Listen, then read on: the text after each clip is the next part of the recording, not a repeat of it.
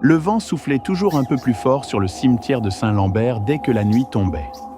On disait que les pierres y pleuraient, que la terre y respirait. Mais pour Éloi, fossoyeur depuis 27 ans, ce n'étaient que des histoires de village. Il vivait seul dans la petite maison attenante au cimetière, une bâtisse humide qui sentait la terre et le fer. Chaque jour, il creusait, rebouchait, entretenait. Les morts, au moins, ne parlaient pas. Enfin, jusqu'à ce que les rires commencent. Au début, ce n'était qu'un murmure, un écho porté par le vent. Des rires d'enfants, très doux, presque joyeux.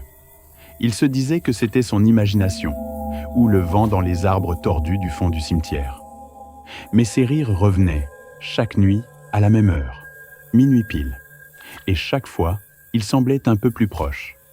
Une nuit, Éloi prit sa lanterne et sortit.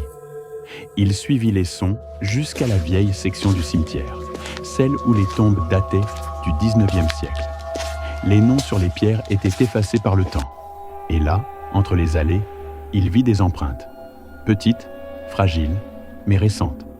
Elles formaient un cercle autour d'un tombeau d'enfant, celui de la famille Desmarais, morts tous les trois du choléra en 1872. La nuit suivante, Éloi déposa un petit cheval de bois trouvé dans une tombe voisine, sur la pierre des Desmarais. Le matin, le cheval avait disparu. À sa place, un bouton de chemise d'enfant, usé et couvert de terre. Ce n'était plus un jeu du vent. Quelqu'un ou quelque chose lui répondait.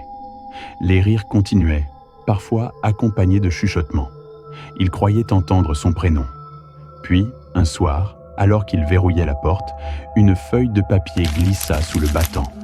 Une écriture maladroite, tremblée, comme tracée à la craie. « Merci pour nous avoir laissé sortir. » Éloi sentit son sang se glacer. Il n'avait ouvert aucune tombe. Pas encore. Le lendemain, en plein jour, il retourna au tombeau des Desmarais. Le sol semblait gonflé, comme si quelque chose remuait dessous. Il toucha la terre. Elle était tiède. Et alors, un rire éclata. Clair, cristallin. Mais cette fois, il venait de derrière lui. Éloi se retourna. Rien. Juste sa lanterne qui vacillait, et l'ombre de 3 petits enfants dessinés sur les pierres. Cette nuit-là, les rires durèrent jusqu'à l'aube. Puis plus rien. Silence. Le lendemain, le maire trouva la maison du fossoyeur vide.